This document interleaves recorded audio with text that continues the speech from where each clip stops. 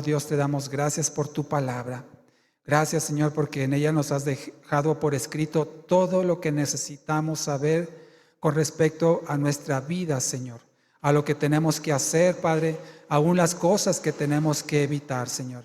Y con relación, Padre, al mensaje de hoy, te rogamos, Padre, que seas tú hablando claramente a nuestras vidas, entendiendo el significado, Señor, de que tú hayas decidido enviar a tu Hijo por rescate nuestro. Te rogamos, amado Señor, que tengas a bien sembrar tu palabra en nuestra mente y corazón, Señor, y darnos el entendimiento para comprender el mensaje. Sabemos que se está festejando en muchos lugares el día de hoy el nacimiento de Cristo, pero también sabemos, Señor, que esa conmemoración, aunque no es precisa en tiempo, mucho menos, Señor, en propósito, y se ha utilizado como excusa este día para dar rienda suelta, Señor, a pecaminosidad, a deseos incontenibles, apasionados, Señor, que no producen nada bueno, para borracheras, para comercializar muchas cosas, para obsesionarse con los obsequios, y eso sabemos que no es el propósito por el cual tú enviaste a tu Hijo. Tan es así que dejaste velado el conocimiento del día preciso en el cual Él nació. Sin embargo, Señor, sabemos que es un hecho innegable que Él se encarnó, y por eso te rogamos, Señor, que nos hagas comprender el verdadero significado de la Navidad en este y todos los días de nuestra vida. En Cristo Jesús te lo pedimos, Señor. Amén. Amén. El título de este mensaje le he puesto Alterados por un bebé. Alterados por un bebé, y fue justamente lo que experimentó Herodes. Dice en el versículo 3 de Mateo 2 que leímos: cuando el rey Herodes oyó esto, es decir, los magos que preguntaban dónde había nacido el rey de los judíos, dice que entonces Herodes se turbó. En esta versión que yo tengo aquí dice se turbó, pero vamos a ver otros significados de esta palabra. Y dice que no solamente Herodes, sino que toda Jerusalén con él también se turbó. La palabra griega original que vemos traducida en esta versión como turbo es una palabra griega que se pronuncia tarazo con doble S. Tarazo, aquí está, mire, aquí está proyectada al frente.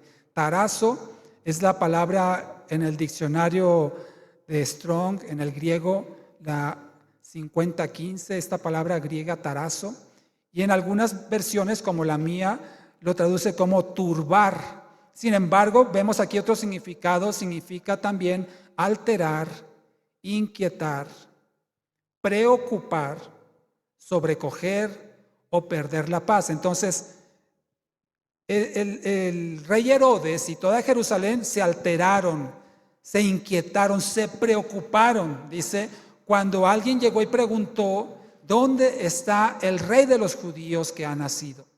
Y suena algo extraño, por eso el título del mensaje de hoy: cómo el nacimiento de un bebé puede llegar a alterar a alguien. Para entender un poco más acerca del impacto que ellos experimentaron al escuchar esta pregunta, quiero que me acompañe a otro pasaje aquí mismo en Mateo, donde creo que nos puede quedar más claro el significado de esta palabra griega tarazo, que es turbar. Pero mire aquí, Mateo 14, versículo 26, estaban los discípulos en medio del mar de Galilea.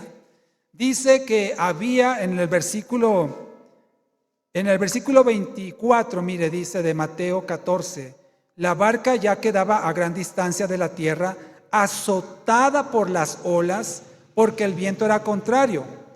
Entonces imagínense, estaban los discípulos en medio del mar de Galilea, azotados en una barca por una tormenta, y en la madrugada Jesús fue a ellos caminando sobre el agua, versículo 26.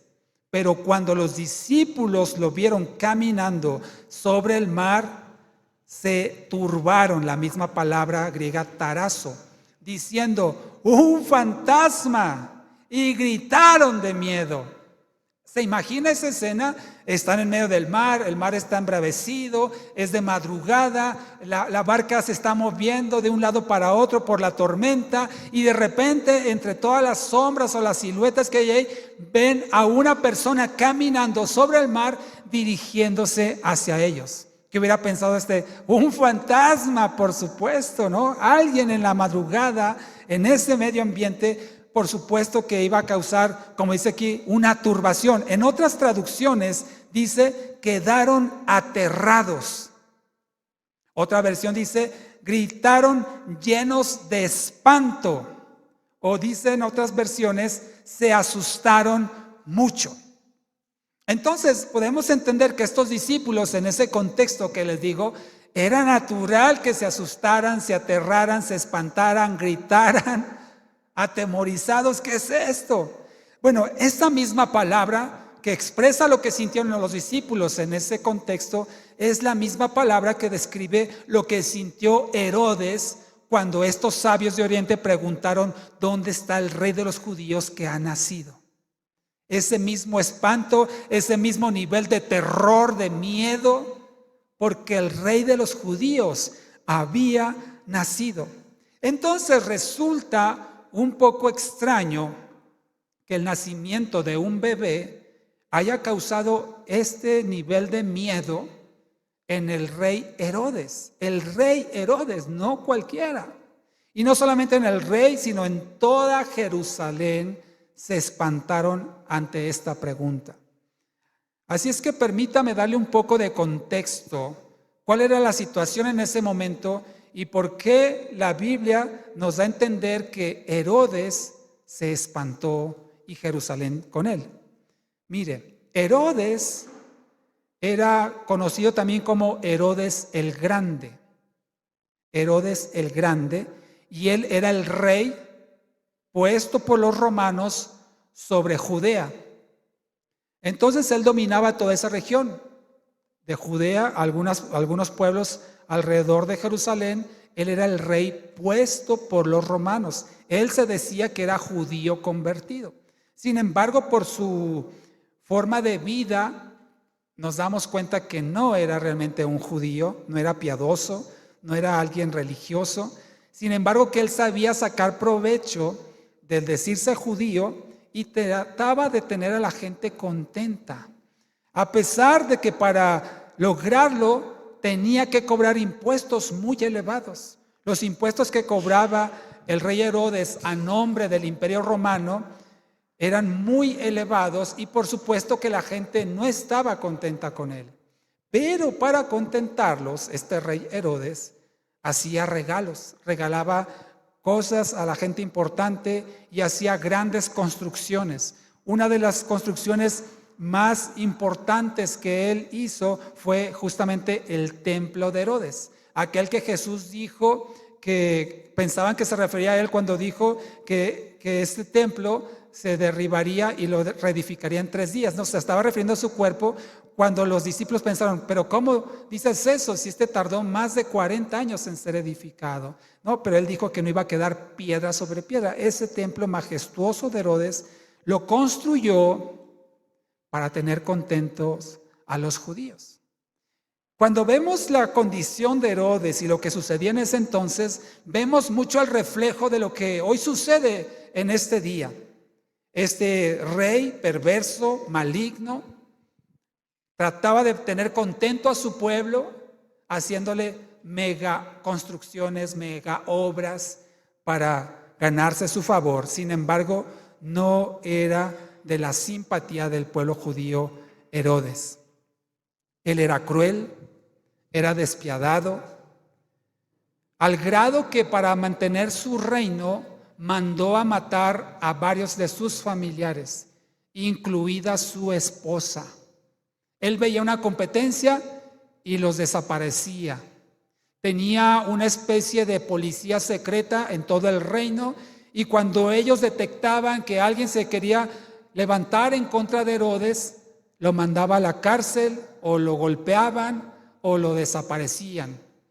Es decir, que por la fuerza él se mantenía en su posición como rey. y a Roma le convenía porque cobraba impuestos muy elevados que entregaba al Imperio Romano. Entonces era una persona realmente muy desagradable, como le digo, al grado de matar a quien fuera que le estorbara en sus propósitos, sin importar que fuera aún su propia familia. Herodes contaba con una guardia personal de 2,000 soldados. 2,000 soldados cuidaban personalmente al rey Herodes. Entonces, bueno, ese es Herodes. Por otro lado, leímos en Mateo capítulo 2, versículo 3, que también Jerusalén se turbó con esta noticia. ¿Cuál era la condición de Jerusalén en los tiempos del nacimiento de Jesús? Ellos se encontraban dominados militar y económicamente por los romanos, como lo mencioné hace unos minutos, y debían pagar tributos muy elevados. Los impuestos eran elevadísimos. Los que cobraban los impuestos eran los publicanos, que eran judíos, los cobradores de impuestos. Haga de cuenta como el equivalente a Hacienda de hoy en día. Entonces, por ser judíos, los publicanos que cobraban los impuestos para los romanos, los publicanos pues no eran bien vistos tampoco entre los judíos, porque eran los que cobraban el dinero, y muy elevado, por cierto. Entonces Jerusalén se encontraba dominada, no solamente Jerusalén, sino toda Judea, todo alrededor de esta zona, se encontraba dominado por los romanos, por pagar impuestos muy elevados. Tenían muchas restricciones, eran reprimidos constantemente porque el imperio estaba buscando a ver quién se juntaba y disolvía esa reunión. No vaya a ser que se fueran a levantar en contra del César. Entonces, por eso cualquier cosa sospechosa que veían, los disuadían a la fuerza, golpeándolos, separándolos, de tal forma que no permitían que se sublevaran en contra de ese dominio, de ese aplastante dominio que sufrían. Entonces, Jerusalén, en este contexto de dominio, de opresión, de estar subyugados de una manera obsesiva y que les lastimaba mucho, ellos esperaban a un Salvador. Ellos conocían las profecías. Quiero que me acompañe a una de ellas para que veamos, por ejemplo, en Isaías 9. Hay muchas profecías en el Antiguo Testamento que anunciaron precisamente el nacimiento de Cristo y lo que iba a ser Cristo. Y mire, le voy a mostrar un par de ellas. Acompáñenme entonces a Isaías 9. Y estas profecías, estas escrituras eran conocidas por el pueblo judío, por los israelitas, y por supuesto que anhelaban que tuvieran cumplimiento inmediato. Isaías 9, versículo 7, dice, hablando de este Mesías, desde el 6, mire, lo profetiza aquí Isaías, porque un niño nos es nacido, un hijo nos es dado, y el dominio estará sobre su hombro, se llamará su nombre admirable, Consejero, Dios fuerte, Padre eterno, Príncipe de paz. Versículo 7, lo dilatado de su imperio y la paz no tendrá fin sobre el trono de David y sobre su reino para afirmarlo y fortalecerlo con derecho y con justicia desde ahora y para siempre. El celo del Señor de los ejércitos hará esto. Mire lo que dice, lo dilatado de su dominio o de su imperio, dice en otra versión, y la paz no tendrá fin sobre el trono de David y sobre su reino para afirmarlo y fortalecerlo. Otra profecía, acompáñenme al libro de Daniel, y allí encontraremos también otra profecía mesiánica que estaba indicando lo que haría el Mesías, el Salvador. Daniel 7, versículo 14, dice, entonces le fue dado el dominio, refiriéndose a Jesucristo, le fue dado el dominio, la majestad y la realeza. Todos los pueblos, naciones y lenguas le servirán. Su dominio es dominio eterno que no se acabará y su reino uno que no será destruido. Entonces, estas profecías acerca del nacimiento de un libertador, de un salvador, de alguien que los iba a rescatar de la situación en la cual se encontraban, estaban en el corazón y en la mente de todo israelita, y anhelaban fervientemente que eso sucediera, porque el peso del dominio romano sobre ellos era muy difícil de llevar. Así es que ellos estaban esperando a este libertador, pero lo visualizaban más como un militar, como un líder, como un guerrero, como un peleonero, para que me entiendan. Así es como ellos esperaban que apareciera y derrotara a todos los romanos y devolviera la gloria que Israel había perdido tiempo atrás por las diversas invasiones y deportaciones que sufrieron. Entonces, ese era Herodes, esa era la condición de Judea, dominados por los romanos. Pero veamos otra condición en los tiempos del nacimiento de Jesús, y fue la condición espiritual. ¿Cómo estaba espiritualmente el pueblo de Israel? En los tiempos de Jesús había una casta, un grupo cerrado de sacerdotes, los cuales eran los responsables de llevar, digamos, la carga religiosa o las costumbres, las prácticas religiosas de los israelitas. Y este grupo de sacerdotes era, como le digo, un grupo cerrado, y ellos mandaban hacer lo que querían. Estaban muy involucrados con la política. Por eso le digo que cualquier semejanza con lo que vivimos hoy en día no es coincidencia, porque lo mismo ha pasado todo el tiempo. Aquí los sacerdotes estaban muy relacionados con la política, con intereses económicos, ponían cargas pesadas sobre el pueblo, lo hacían sufrir para alcanzar algún favor de parte de Dios, según ellos. Tenían tradiciones muy pesadas, costumbres religiosas muy estrictas, eran muy severos con aquellos que pecaban o que fallaban alguno de los mandamientos. Y este grupo religioso tenía también dominado a los israelitas espiritualmente hablando. Así es que el pueblo de Israel no solamente era oprimido militarmente, económicamente, sino también estaba oprimido religiosamente. En ese contexto nació Jesús. En ese ambiente nació Jesús, y lo hizo prácticamente en secreto. En un lugar, usted lo sabe, en un pesebre, en un establo, no como lo pintan algunas imágenes bonitas, ¿verdad? Con las vacas bien bañaditas, los burritos bien peinaditos, ¿no? Eso olía a estiércol, a desperdicio, un ambiente insalubre. Dice que lo encontraron, cuando estos magos fueron a adorar, lo encontraron envuelto en pañales. Dice una traducción muy condescendiente. En realidad eran trozos de tela como vendas, unos jirones ahí envuelto Jesús en unas condiciones realmente muy pobres.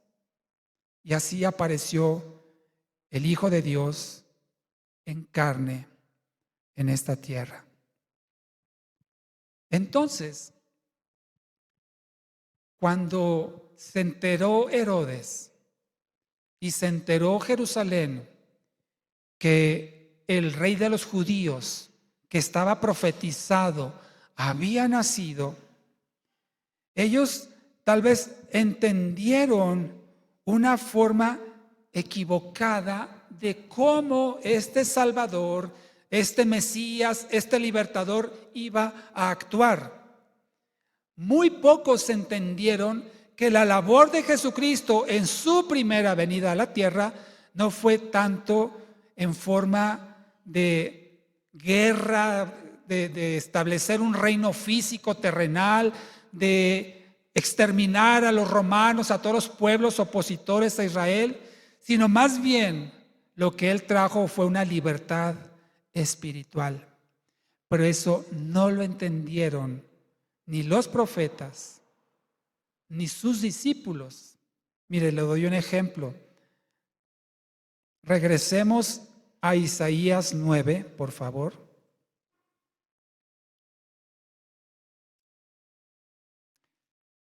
Ellos creían que el reino que Jesús, Dios a través de su Hijo, vino a establecer en la tierra, ellos creían que era un reino físico.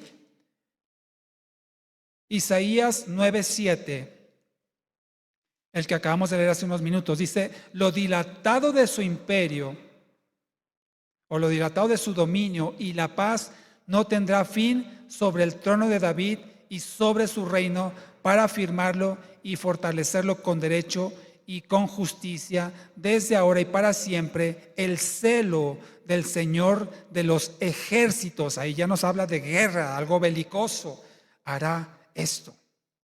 Otra profecía, la leo por ustedes, está en Miqueas 5:2, si gusta no lo busque, yo aquí se lo leo. Miqueas 5:2, otra profecía de cómo ellos veían el reino que Jesús iba a establecer. Dice que aunque Belén Éfrata es pequeña entre las familias de Judá, dice: de ti me saldrá el que será el gobernante de Israel. De ti me saldrá el que será el gobernante de Israel. Miqueas 5:2. Es decir, los profetas dijeron: va a llegar un Salvador, va a libertar a todo el pueblo de Israel y va a establecer su reino, y su paz y su dominio no tendrá fin. Entonces, todos esperaban que apareciera ese caudillo libertador, revolucionario, contencioso, bélico, que dominara a todos aquellos que estaban oprimiendo a Israel. Ellos no entendieron, los profetas. Y le aseguro que si usted y yo hubiéramos vivido en esa época, pensaríamos seguramente lo mismo.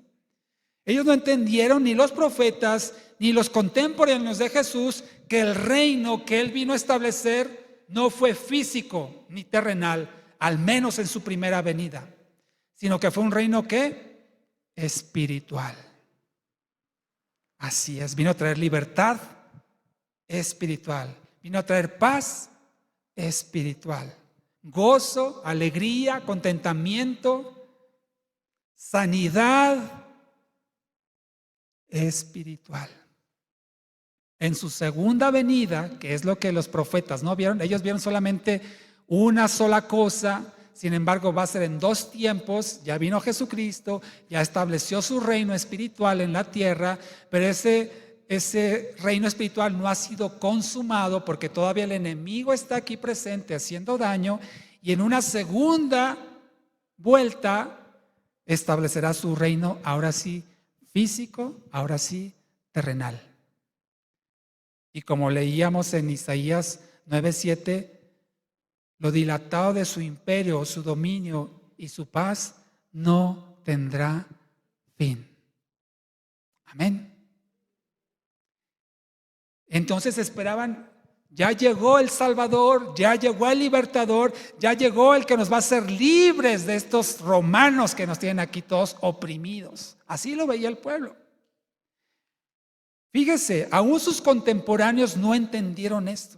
Usted y yo tenemos la ventaja de que tenemos tanto el Antiguo como el Nuevo Testamento, y ahora sabemos que el reino de Cristo es espiritual y que al fin de los tiempos será terrenal. Pero en ese momento nadie lo sabía. Ni siquiera, por ejemplo, Juan el Bautista, aquel precursor, la voz que clamó en el desierto de la venida de Cristo, ni él entendió totalmente que esto era espiritual. Mire, acompáñame a Lucas 7. Ni Juan el Bautista lo entendió a cabalidad. Y vamos a ver por qué. Lucas 7. Los profetas, podíamos entenderlo, Dios les reveló una parte, ¿verdad?, de lo que iba a acontecer. Esto sucedió 700 años de la venida de Cristo. Se puede entender que no tenían el entendimiento preciso de cómo iban a ser los acontecimientos, y Dios así se los entregó de alguna forma velada. Pero ni aún sus contemporáneos como Juan el Bautista lo entendieron del todo, el establecimiento del reino espiritual de Cristo. Lucas 7, versículo 20. Para este entonces, Juan estaba preso. Usted sabe lo que hizo, ¿verdad? Denunció a Herodes, ya no Herodes el Grande, ya había muerto. Herodes el Grande fue el que estaba en el nacimiento de Cristo. Después de él vino otro Herodes, su yerno, si no me equivoco, que se llamaba Herodes Antipas. Y este Herodes Antipas tomó a la mujer de su hermano, lo cual estaba prohibido por la ley, y Juan lo denunció, ¿verdad? Lo denunció, y entonces usted sabe que aquella mujer que bailó de una forma muy provocativa ante Herodes, él le dijo: pídeme la mitad de tu reino, y dijo: quiero la cabeza de Juan, porque había denunciado a esta mujer en lo que había hecho, y estaba Juan preso. Y entonces aquí en Lucas 7:20, Juan manda a sus discípulos a Jesús, y mire lo que le pregunta. Desde el 18 leamos. Lucas 7:18. A Juan le informaron sus discípulos acerca de todas estas cosas, lo que estaba haciendo Jesús. Entonces Juan llamó a 2 de sus discípulos y los envió al Señor para preguntarle: ¿eres tú aquel que ha de venir o esperamos a otro? O sea, ¿tú eres el bueno o no? Cuando los hombres vinieron a Jesús, le dijeron: Juan el Bautista nos ha enviado a ti diciendo: ¿eres tú aquel que ha de venir, el que estaba profetizado, o esperamos a otro? En aquella hora Jesús sanó a muchos de enfermedades, de plagas y de espíritus malos, vea toda la labor espiritual, y a muchos ciegos les dio la vista, que también trasciende a lo físico, y respondiendo les dijo: vayan y hagan saber a Juan lo que han visto y oído. Los ciegos ven, los cojos andan, los leprosos son hechos limpios, los sordos oyen, los muertos son resucitados, y a los pobres les es anunciado el evangelio. Bienaventurado el que no toma ofensa en mí. Juan preguntando: oye, ¿eres tú? ¿Eres tú, Jesús? ¿Eres tú el Mesías? ¿Eres tú el Salvador? ¿O esperamos a otro?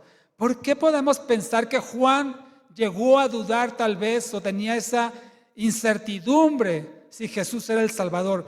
Porque probablemente Juan también tenía la imagen y el concepto que se formaron a través de las profecías de que iba a llegar un guerrero militar a liberar a Israel de toda la opresión. Dice: oye, estoy en la cárcel, como que esto contradice lo que el libertador, el Mesías, debería haber hecho. Estoy todavía en la cárcel por denunciar el pecado de alguien. ¿Cómo está eso? Llegó tal vez a pensar: se me hace que no es él, si no yo estaría libre. Ya los romanos ya se los hubieran deshecho, se hubieran despedazado, corrido de aquí. Porque él probablemente también tenía ese concepto acerca del Mesías. ¿Quién más? Los discípulos. Los discípulos tampoco entendieron cabalmente que el reino de Cristo, el que vino a establecer en su primera venida, fue espiritual. Vaya conmigo al libro de los Hechos. Usted sabe de estos hermanos, ¿verdad? Del trueno, que decían que en tu reino concédenos, bueno, la mamá, ¿verdad? A nombre de Dios, concédenos en tu reino que uno de mis hijos se siente a tu derecha y mi otro hijo a tu otro lado, ¿no? Juan y Santiago. O sea, ellos estaban viéndose y ya la hicimos, estamos aquí con el bueno, el que sí les va a derrotar a todos estos romanitos. Pero mira, aquí en Hechos 1:6, cuando Jesús asciende al cielo, después de haber presentado con ellos, como dice la palabra, pruebas indubitables acerca de su resurrección, en Hechos 1:6 dice: los que estaban reunidos le preguntaban diciendo: Señor, ¿restituirás el reino a Israel en este tiempo? O sea, no están diciendo: ¿lo vas a restituir cuándo? No, en este tiempo restituirás el reino a Israel.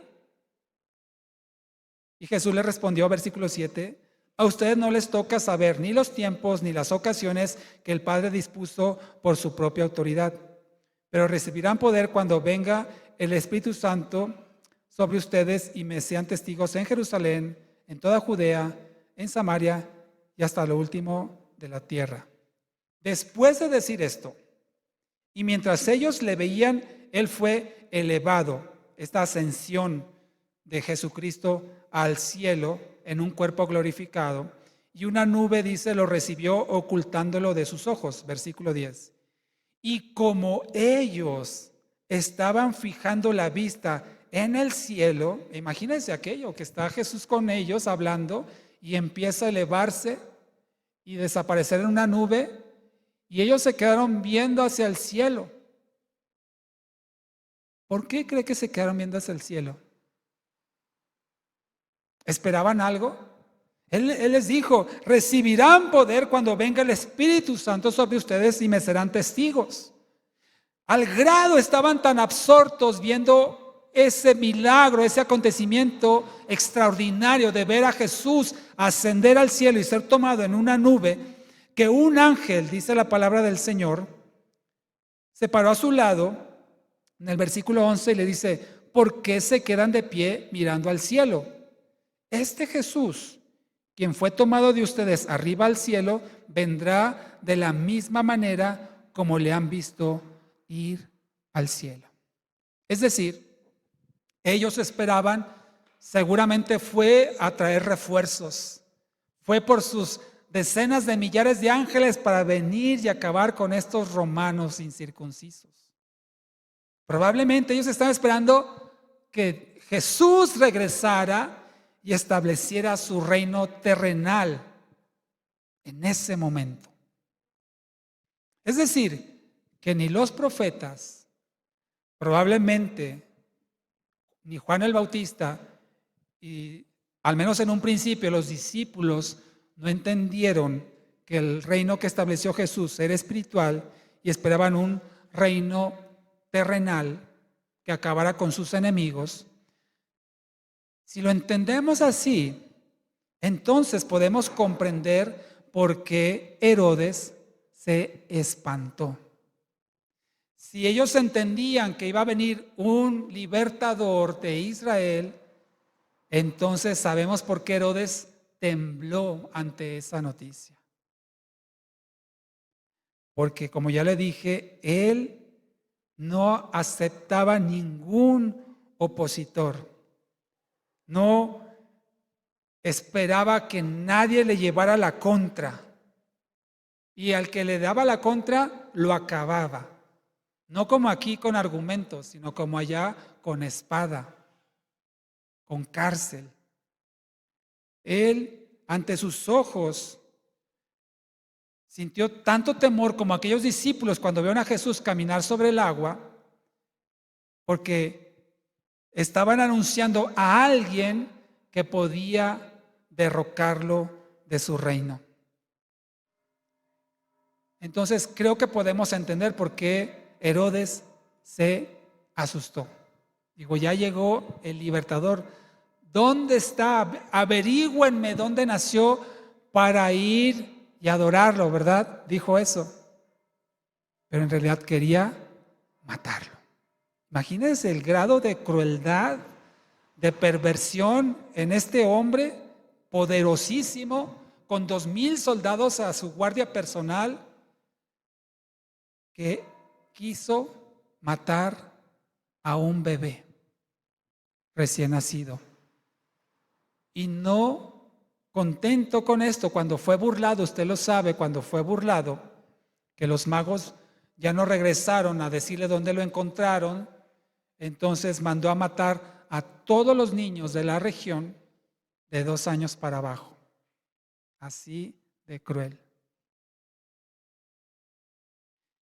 Y con esto podemos entender ahora por qué no solamente se turbó Herodes, sino que también toda Jerusalén se espantó. ¿Por qué cree usted? Porque sabía de lo que era capaz Herodes para quitar a aquel que amenazaba su trono. Jerusalén se espantó por el nacimiento de Cristo, porque temieron las represalias de Herodes con la crueldad que le caracterizaba, que ni aun a su propia familia respetaba con tal de conservar el reino. Y como le digo, mandó matar a todos los niños de Belén y sus alrededores de 2 años para abajo. Esto que aconteció no es más que el resultado del pecado en el corazón del hombre. Herodes, un rey malo, perverso, maligno, cruel, asesino, despiadado, no es más que el reflejo de todo ser humano sin Cristo. Alguien podrá decir, no, bueno, yo no tengo a Cristo, pero yo no soy malo, yo no soy asesino, yo no hago daño a los niños, pero sabe que potencialmente cuando nos vemos amenazados en nuestra pecaminosidad, somos capaces de reaccionar de una forma insospechada, de una forma tan violenta que usted y yo no nos conocemos realmente como somos. La palabra del Señor dice que el corazón es ¿qué? Perverso, engañoso, maligno. Más que todas las cosas, dice, ¿quién lo conocerá? ¿Sabe? Usted y yo somos un Herodes en potencia si no tuviéramos al Espíritu Santo de Dios, que nos convence de pecado, que nos contiene, que nos lleva a sujetar nuestras acciones, nuestras palabras, a tener dominio propio, a tener templanza, a tener mansedumbre. Pero si no fuera por el Espíritu, créame que usted y yo somos Herodes en potencia, capaces de lo que sea con tal de defender mi reino, con tal de defender mis cosas, con tal de resguardar a mi familia, a mi persona. Soy capaz de lo que sea si no tuviera a Cristo. Por eso no nos debe sorprender lo que Herodes manifestó. No es más que la muestra del corazón pecaminoso de todo ser humano sin Cristo. Así es que el causante de esta reacción, tanto en Herodes como en Jerusalén, es el pecado. El pecado que hay en el corazón del hombre es el que te lleva a reaccionar como lo hicieron tanto Herodes como el pueblo de Jerusalén, espantados, atemorizados, inclusive Herodes violentamente. Es el pecado. El pecado es cualquier desacuerdo con la voluntad de Dios. Puede ser de acción, como claramente lo vemos en Herodes, o puede ser de omisión, es decir, dejar de hacer lo bueno, también es pecado, o puede ser inclusive de pensamiento o de intención. ¿Cuántos de nosotros no tenemos un pensamiento malo con respecto a una persona que nos agrede, que nos ofende, que nos insulta? Y a lo mejor nos sabemos contener por la gracia de Dios, pero en nuestro pensamiento tenemos un deseo maligno en contra de la persona que nos hace daño, o que potencialmente como Herodes vemos como una amenaza. Así es que el pecado no solamente es como hizo Herodes, de ir y matar a los niños, sino aún tener un pensamiento asesino, un pensamiento de daño, un pensamiento de maldición. Eso también es pecado. El pecado es la causa de todos los males de la humanidad: el hambre, las enfermedades, la pobreza, el dolor, las tristezas, las peleas, las discusiones, los divorcios, los desastres, la delincuencia, la muerte y un largo etcétera. Todo es causa del pecado. Y en esa condición estaba el hombre hasta que Dios decidió intervenir de acuerdo a su plan divino, y por eso envió a Cristo. Porque el hombre no tiene capacidad en sí mismo de salvarse de su propio pecado, mas necesita un Salvador. Y el único que puede salvar al hombre de la condenación eterna es Jesucristo, por la fe puesta en Él. Así es que lo que le estoy demostrando aquí, mi amado hermano, hermana, es que si el hombre no hubiera pecado, no habría necesidad de que Cristo naciera. Si el hombre no hubiera fallado, si el hombre no hubiera atentado en contra de los mandamientos de Dios, no habría sido necesario que Cristo se encarnara en un bebé, creciera y muriera en una cruz. Así es que la primera causa de la Navidad es el pecado del hombre. Este podemos llamar que es el lado oscuro de la Navidad, como algunos le nombran. El lado oscuro de la Navidad es el pecado. Sin pecado no habría Navidad. Pero por causa del pecado y por el amor que Dios tiene por nosotros, es que Él decidió venir a la tierra y tomar forma humana. Si el hombre no hubiera pecado, Jesús no hubiera nacido en forma humana, no hubiera tomado la forma humana, ni se hubiera despojado de la posición que tiene en el cielo, ni se hubiera humillado, ni hubiera vivido entre nosotros, ni hubiera sufrido, ni hubiera padecido como nosotros, ni hubiera sido sacrificado por nosotros. Así es que cada burla que Cristo recibió, cada golpe, cada herida, cada desprecio, cada humillación, cada injusticia, cada traición, cada abandono, cada dolor y la muerte misma fue por amor a ti. Él no tenía necesidad. Él estaba bien en la gloria del Padre, pero vio tu necesidad, vio tu condición perdida en pecado, en maldad, en inmundicia, y tuvo compasión de ti, tuvo compasión de mí. Y vino a la tierra en forma humana a sufrir todo por nosotros. Lucas 19:10 dice: el Hijo del Hombre vino a buscar y a salvar lo que se había perdido. Y tú y yo estábamos perdidos sin Cristo. Regresemos a Isaías, por favor. Isaías capítulo 53.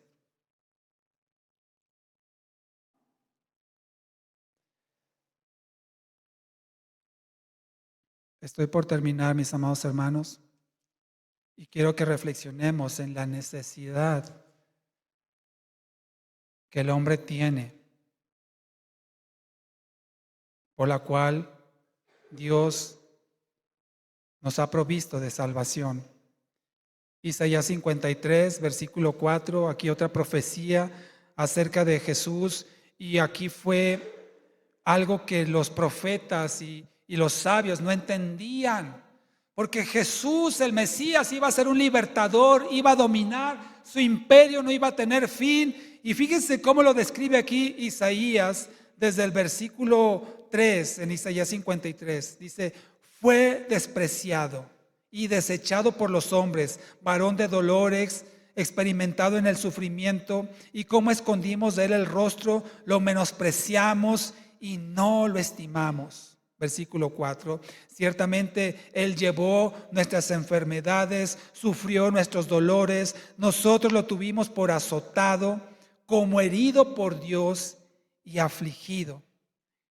Quiero mencionar este versículo 4 en otras traducciones, lo dice así, otra traducción: nosotros pensábamos que sus tribulaciones eran castigo de Dios por su propio pecado.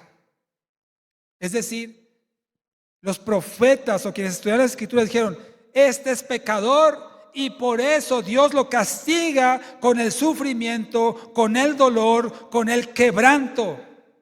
Por eso los religiosos de los tiempos de Jesús estaban ahí exacerbados pidiendo que lo mataran, porque creyeron que Dios lo estaba castigando por hacerse igual a Dios. Pero fíjese lo que dice en el versículo 5. Pero no fue por su pecado, porque él no pecó. Pero él fue herido por nuestras transgresiones, molido por nuestros pecados. El castigo que nos trajo fue sobre él, y por sus heridas fuimos nosotros sanados. Otra versión de este mismo pasaje dice: pero él, ese pero es importantísimo. La gente dice: castíguenlo, mátenlo, crucifíquenlo, es un pecador, es un blasfemo. Imagínense a qué grado lo consideraron, tomando en consideración esta profecía. Y en esta versión dice: pero él fue herido y maltratado por los pecados nuestros. Se le castigó para que nosotros tuviéramos paz. Lo azotaron y nosotros fuimos sanados por su sufrimiento. Sin pecado, mi amado, no habría Navidad. Y ahora queremos verlo todo tierno, todo inocente, todo dulce, como pintan algunas imágenes a Jesús en su nacimiento, y era un bebé como cualquier otro bebé en el aspecto físico. No tenía una aureola, no le brillaba el rostro, no hacía milagros en el sentido consciente a esa edad. Era un bebé. Si no, no sería semejante al hombre. No era un superhombre, no era un superbebé. Se alimentó de leche materna como cualquier otro bebé. Comía papilla como cualquier otro bebé. Porque él se vistió de hombre. Se encarnó en un ser humano para nuestra salvación. Volviendo al tema, a la alteración que sufrió Herodes, principalmente, ya dijimos que fue por causa del pecado. Y esa actitud de Herodes de querer matar al que le iba a derrocar, bueno, al que él creía que le iba a derrocar de su reino, es la misma actitud que toman muchas personas cuando les hablas de Cristo. Cuando tú ves la condición de pecado de una persona y le dices: oye, eso no está bien, eso está mal, eso le desagrada al Señor, y sabes una cosa, estás en peligro, porque la paga del pecado, dice la Biblia, que es la muerte. Sin embargo, gracias sean dadas a nuestro Dios, que Él te ha provisto el perdón de tus pecados, si tan solo te arrepientes y pones tu fe en Él. Y la reacción de muchos de forma natural es rechazarlo. Yo no quiero que nadie me gobierne. Yo no quiero que nadie me domine. Yo quiero seguir siendo el rey en mi reino, como hizo Herodes. No estoy dispuesto, no estoy dispuesta a dejar lo que soy, a dejar lo que tengo por quien sea, incluido Dios. Y si por ellos fuera, quisieran asesinarlo, que no existiera, y es mentira, es fantasía, eso no es real, no existe Dios, y levantan tantos argumentos porque no es un tema de inteligencia, pero es un tema de conciencia. Y quieren vivir en su propio reinado, en su propia soberanía, sin rendirle cuentas al Dios Todopoderoso. Y prefieren, como Herodes, primero lo matamos, derribamos todos los argumentos, desmentimos todo lo que se dice, pero no queremos un rey que nos gobierne. Así es la reacción natural del pecador. Tienen miedo, tienen terror, tienen pavor, pánico de perder su reinado, de perder su autoridad, y se niegan a renunciar al trono de su corazón, a gobernar su propia voluntad. No admiten que nadie los domine, ni siquiera el Dios Todopoderoso, porque saben que tendrán que apartarse del pecado. Sin embargo, aunque se creen poderosos y que pueden gobernar su vida y hacer lo que quieran, en realidad la palabra del Señor nos dice que son esclavos del pecado. Porque todo el que practica el pecado se hace esclavo del pecado y es esclavo de Satanás. Mire, qué contradictorio, se creen libres, pero son esclavos del pecado. Hoy en día hay muchos Herodes que van a reaccionar con temor, con espanto, pero violentamente cuando les hables de Cristo. Y son capaces de lo que sea con tal de no someterse a Jesús. Así es que la pregunta que Dios nos hace en este día, los aquí presentes o los que están viendo la transmisión o viendo la grabación, ¿qué vas a hacer con el regalo de salvación que Dios te ha dado en Cristo? ¿Vas a querer matarlo como intentó hacer Herodes? ¿Vas a despreciarlo, rechazarlo? ¿O vas a recibirlo y aceptarlo? Si es lo segundo, entonces debes estar dispuesto a renunciar al trono de tu corazón, al trono de tu voluntad, y debes estar dispuesto, dispuesta a cederle el control de tu vida a Dios.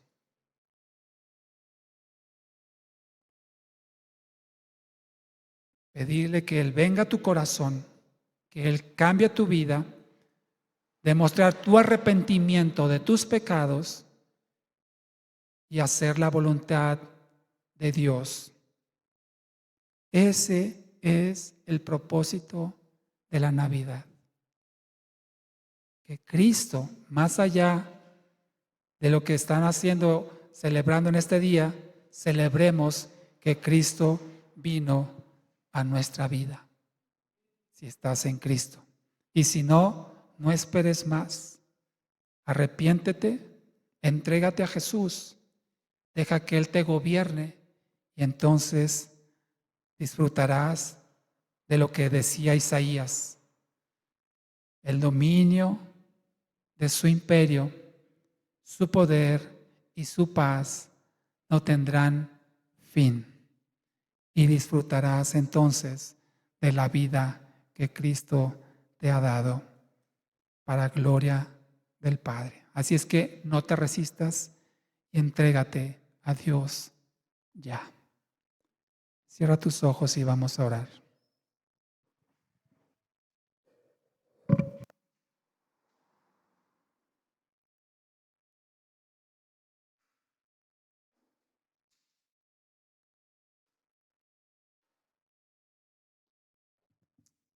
Amado Dios, te damos gracias, Padre, porque en tu plan perfecto tú dispusiste, Señor, que habría de acontecer todo lo que está sucediendo, Señor. Que el hombre fallaría, que el hombre pecaría, pero sabemos, Padre, que fue permitido por ti, determinado por ti, Señor, para mostrar tu gracia, para mostrar tu amor y tu favor para con toda la humanidad, para con todos aquellos, Señor, que estábamos muertos en delitos y pecados, muertos espiritualmente, que no teníamos nada bueno en nosotros, Señor, pero que tú, Padre, decidiste darnos vida y vida abundante en Cristo Jesús. Por eso te damos gracias, Señor, más allá de lo que se celebra hoy, celebrar que tú vives en nosotros, que tú habitas en nuestro corazón. Por eso, Señor, estamos agradecidos contigo. ¿De qué otra forma podemos agradecerte, Señor? Si no es vivir para ti, si no es más que vivir en conformidad a tu voluntad.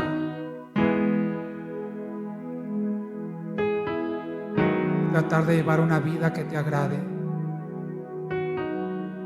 en obediencia, Señor, y en rendición a ti. Por eso te rogamos, Señor, que no permitas, Padre, que intentemos nuevamente tomar el trono de nuestro corazón, que por ninguna razón, Señor, intentemos nuevamente tomar el dominio de nuestra voluntad, sino que todo lo rindamos a ti, Señor. Que constantemente, Padre, nos estemos examinando si acaso nos estamos rebelando en contra de tus mandamientos, y si hay algo que no te agrada, Señor, donde todavía somos rebeldes, haznoslo saber, Padre, para rendirnos completamente a ti, Señor, y cada día, Padre, vivir en una mejor obediencia. En el nombre de Jesús te lo pedimos, Señor.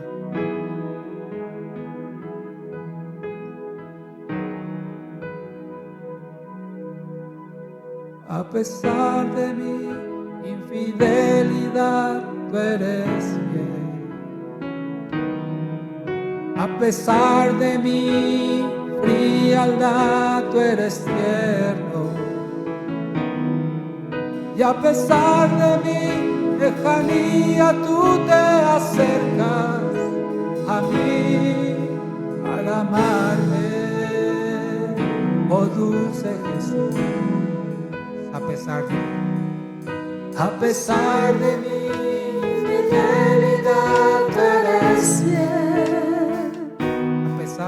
A pesar de mi frialdad, tú eres tierno. Y a pesar de mi lejanía, tú te acercas a mí para amarme, oh dulce Jesús.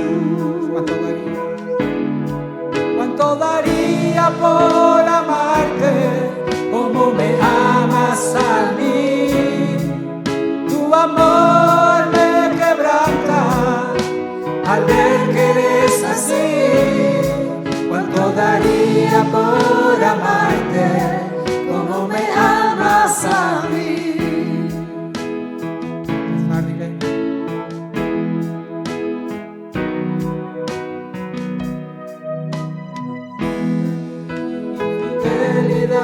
Tú eres fiel. Y a pesar de mi frialdad, tú eres tierno. Y a pesar de mi lejanía, tú te acercas a mí para amarme, oh dulce Jesús. Una vez más, dile a pesar de mi infidelidad, tú eres fiel, a pesar de mi frialdad, tú eres tierno,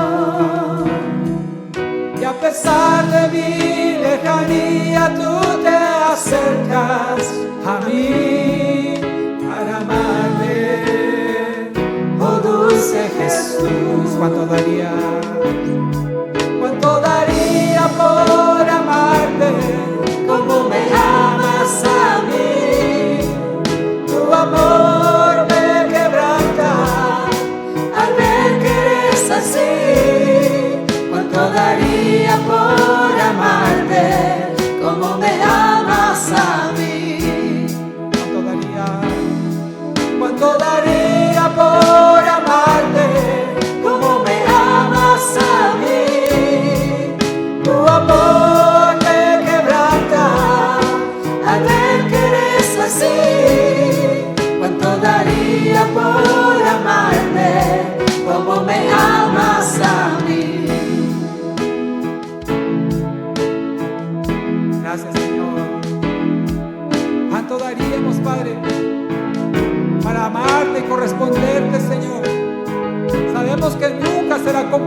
lo que hagamos nosotros por ti, comparado con lo que tú hiciste por nosotros, Señor. Pero deseamos vivir la vida que a ti te agrada, Dios.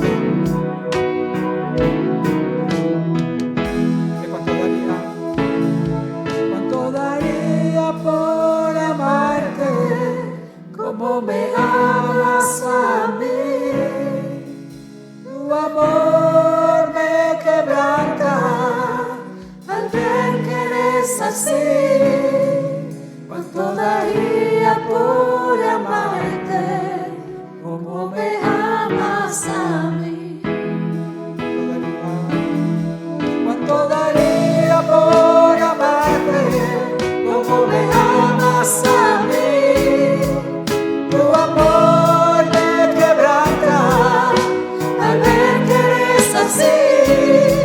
¿Cuánto daría por amarte como me amas a mí? ¿Cuánto daría por amarte como me amas a mí? ¿Cuánto daría por amarte como me amas a mí?